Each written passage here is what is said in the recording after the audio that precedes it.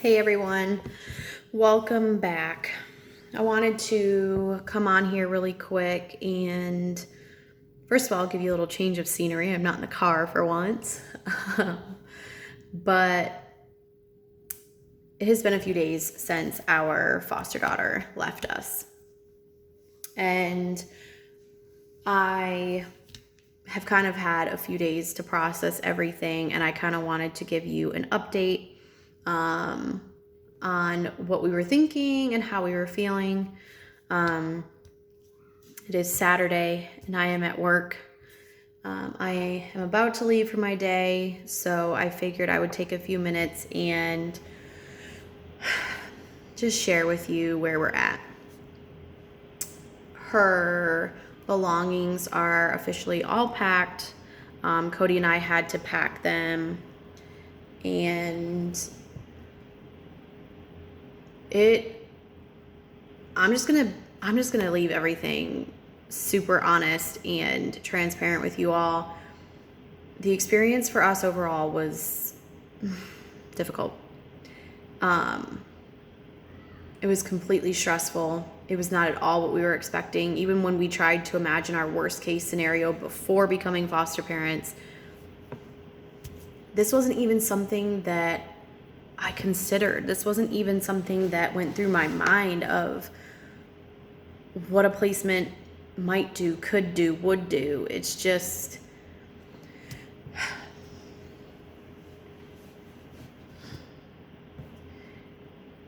it's difficult to deal with. But I will say that packing her things was actually therapeutic for me.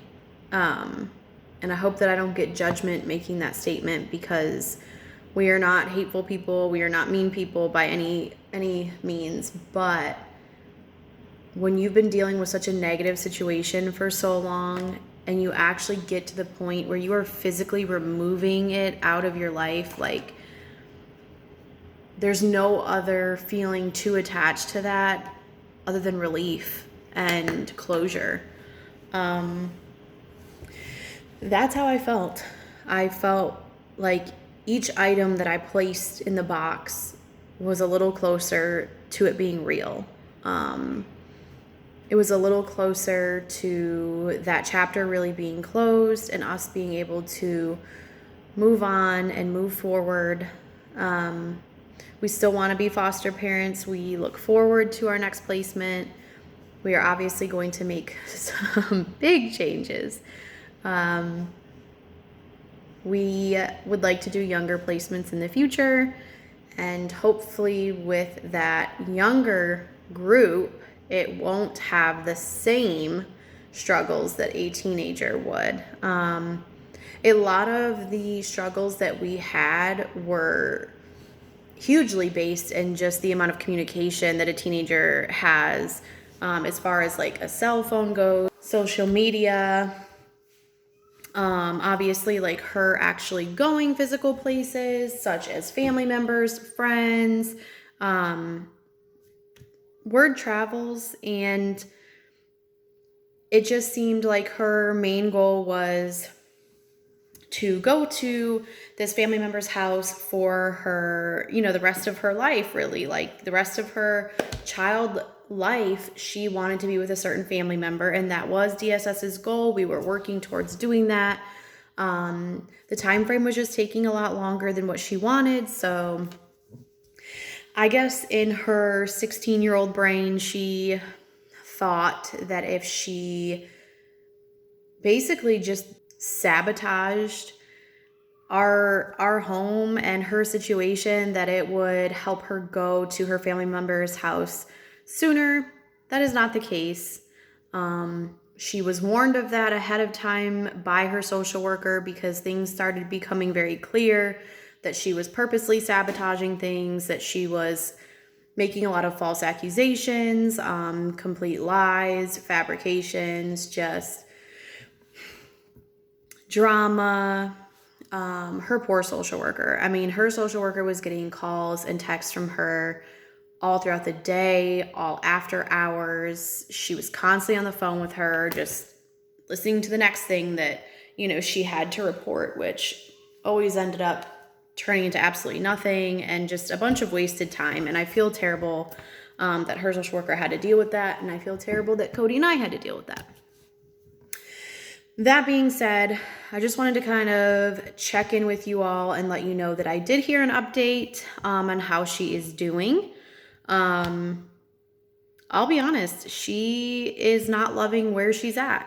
And she ended up asking her social worker if she said flat out, she was like, I made a mistake and I see that now. And can you call Courtney and Cody and ask them if I can come back? We're not willing to do that, unfortunately. Again, we are not bad people, but we're human and we can only put up with so much. We had her for over 6 months, and day 3 is when the first initial, what can you call it, issue happened. So from day 3 until month 6, been dealing with this. We wish the best for her. We hope she is very successful and happy in life. But we can't provide the type of care that she needs. She needs some pretty intensive care. And not only that, but like it's not a healthy situation for Cody and I, because basically what would happen is, she would get upset about something, and then she would start creating all these allegations, and then that one would be over, and then it would be okay again, and she would be back to being happy, and it would be fine, and then the next thing would upset her, and it was a roller coaster, but it was like a pattern enough to where I know better than to put ourselves back in that situation. So that being said, we are sticking to our guns, and we are not going to accept her as a placement.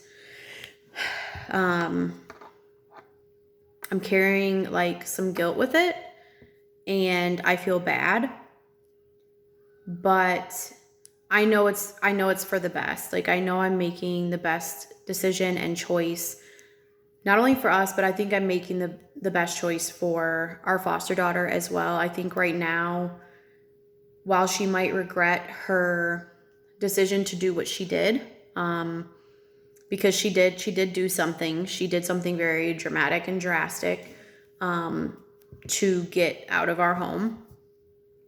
And that's something that I have to sit there and think about too, is that I don't ever want something like that to happen again. I don't want to be a part of that. It's just a bad situation. I can't go into details of what it was, but it's not appropriate. And to protect her privacy, I can't go into it. However, it was serious enough that it could not go on any longer. DSS actually let us know that she is no longer allowed in our home. We had to pack up her things. They will be coming to pick it up. We are still waiting to hear back when they're picking it up. But we honestly cannot move forward with the placement simply because of the pattern we noticed. It is going to happen again. It will happen again. And it's not just us. Like, no matter where she goes, this is going to happen. And I know that because her own family has mentioned the same things.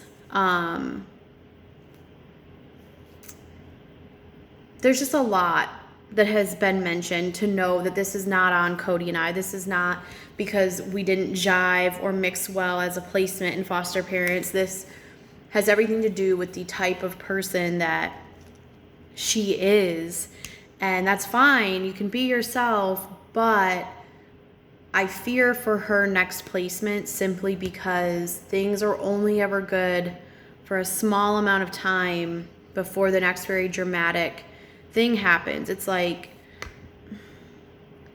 it's so stressful. I'm